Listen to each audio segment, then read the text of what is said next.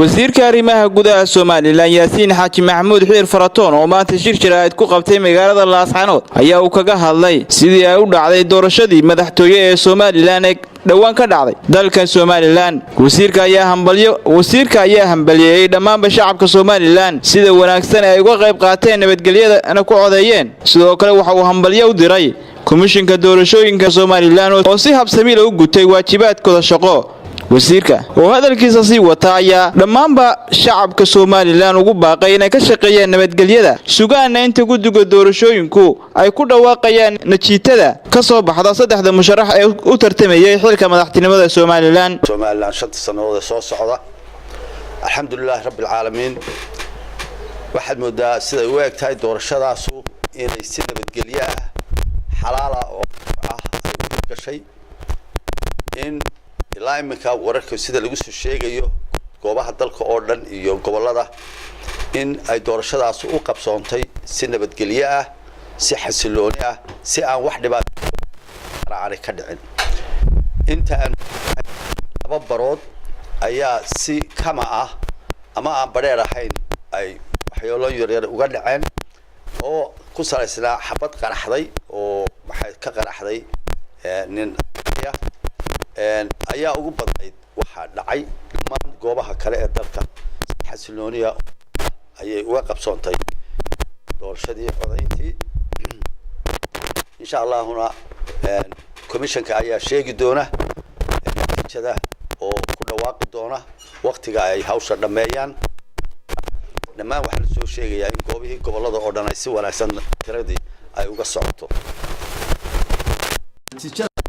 komishanka ayaa soo sheegi doona waqtiga ka hor inta komishanku ay soo sheegayaan ma banaana in cidina ka hadasho ama wax ka sheegto ama war aan la sugin ay faafiso haday xisbiyada tahay iyo hadii ay tahay shacabka kalaba cidina inay dadka wax jahawareeriya iyo wax beena iyo waxaan sugnayn inay ku dhex tuurto oo caadifada dadka waxyeela ama xiisad kiciya lama ogola. dhammaan ciidamada amniga waxa laga codsanayaa ama aan faraynaa inay arrintaas u feejigoodaan oo cidii dadka wax ku dhex tuuraysa ama gelinaysa wax walaahow iyo wax been ah inay si gaar ah isha ugu hayaan. waxa la sheegayaa in meelaha qaarkood maxay too dabaashaad iyo maxay too natiijooyin aan run ahayn laga sheegayo oo meelaha qaarkood xisbiyada qaarkood ay ka damaashaadayaan ama ay maxay ka sameynayaan dadka dhex gelinayaan warar aan sugnayn ama aan cidina soo joogin oo aan komishanka ka soo bixin. shacabka waxaan xisbiyada arrimaha waa uga digaynaa waa arrimo dhaafsiisan qawaaniintii codbixinta iyo doorashooyinka waa arrimo ka baxsan maxay tahay xeerkii u yeelay codbixinta iyo waqtiga muddada la tirinayo iyo muddada xaaladdu socoto ee aan natiijo sax ah lahaynin. marka xisbiyadana waxaan ka codsanaynaa inay arrimahaas aanay falalka ku dhawaaqin oo ku kicin. shacabkana waxaan uga digaynaa oo xasuusinaynaa inaanay arrimaha dhigaha u taagin ilaa ay maqlay ka soo baxday. waxaan u jeedaa komishanka qaranka ayuu baa sheegi kara natiijada saxda ah. komishanka waxaan ku rajaynayaa markay natiijadu soo baxdo xisbiyada qaranka waxaan ka rajaynaynaa in ay natiijada komishanku soo saaray inay ku dhaqmaan inay dee aqbalaan haddii ay u arkaan inay sax tahay haddii ay wax ka qabaanna inay komishanka kala xisaabtamaan. waxaanu ka rajaynaynaa inaanay dadweynaha iyo taageerayaasha ku dhex tuurin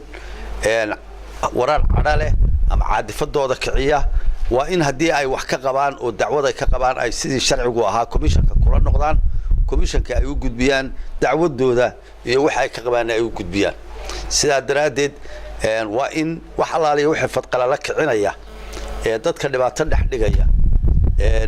waa in laga fijigaada oo la iska ilaaliyaa oo aan lagu kicin oo ay ku dhaqmaan xisbiyadu. haddii kale dambi bay noqonaysaa cidii